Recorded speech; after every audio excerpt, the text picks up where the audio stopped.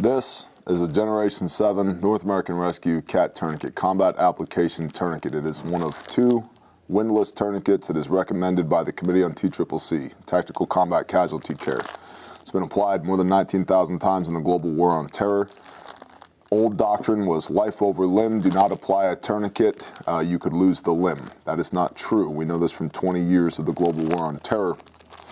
Nobody has ever lost a limb due to the application of a tourniquet. They've lost a limb due to the wound that required the application of a tourniquet. These can be kept on for up to 2 hours without any permanent medical damage.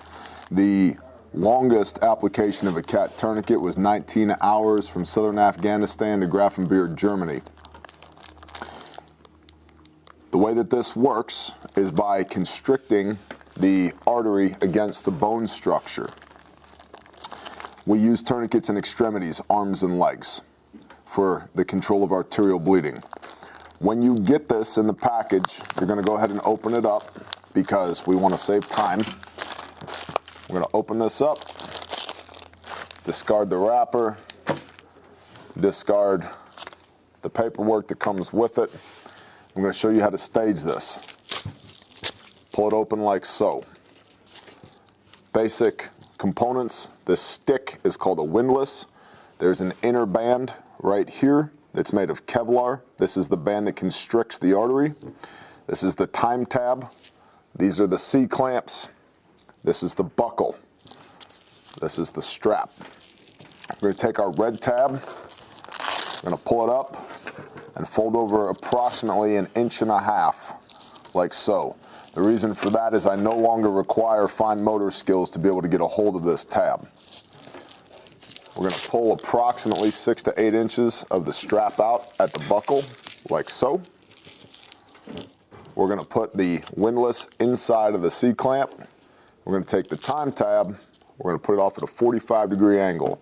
Same concept. I don't need fine motor skills to be able to get a hold of this now.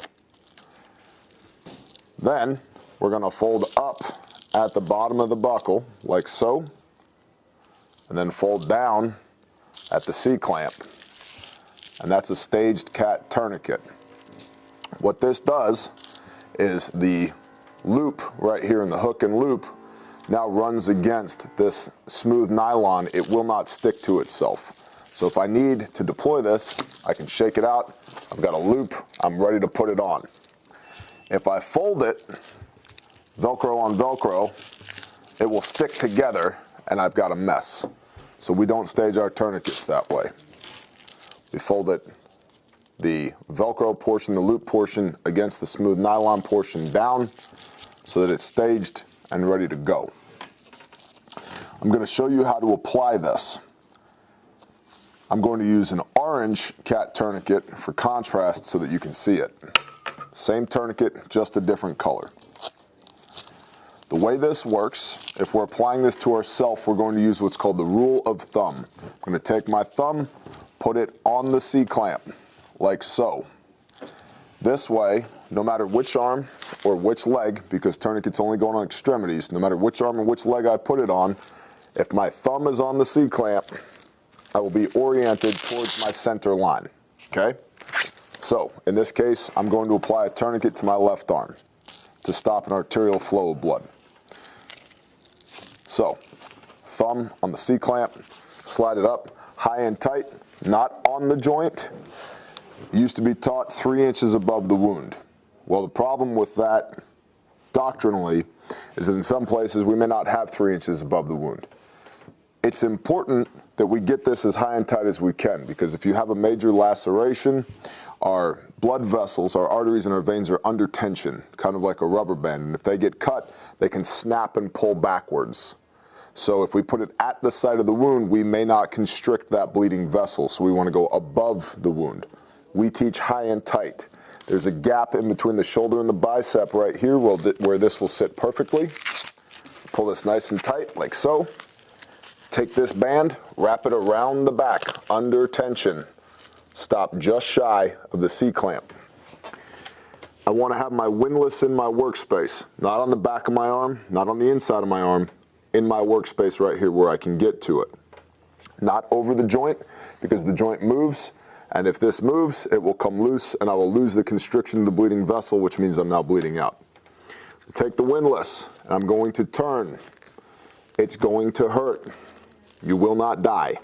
I like to tell people it's one turn past bad words. When you want to start saying bad words, it's probably tight enough. I'm going to stick the windlass inside the C-clamp like so. Take the tail, move it through the C-clamp, and put the time tab over the top. You'll note the vascularity in the back of my hand already. If you're trained in how to locate a pulse, you can take these two fingers right here. Don't use your thumb, it has its own pulse. These two fingers go behind the meaty part of your palm right here. There's a bone. Roll off the bone into that soft spot. Apply direct pressure. You should feel nothing. If you feel a pulse, that means the tourniquet is not tight enough. If you don't feel a pulse, you've got it tight enough for practice.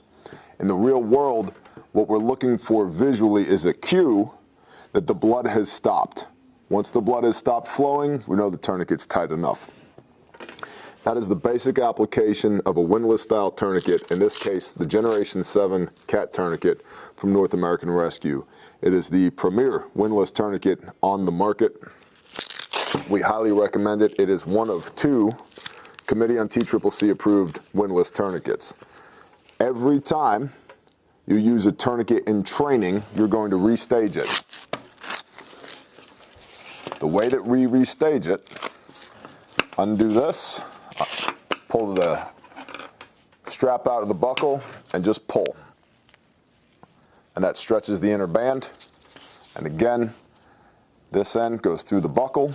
We fold over 1.5 inches on the end, pull 6 to 8 inches out, fold it over, take our time tab, offset it at a 45, put our windlass inside the C-clamp, fold up at the buckle, down at the C-clamp, stage tourniquet ready to go. We apply tourniquets in a trauma medical setting. Trauma meaning critical bleeding, life-threatening bleeding. We do not remove tourniquets. We elevate to a higher level of care. We do not remove tourniquets. A doctor at the hospital will remove the tourniquet.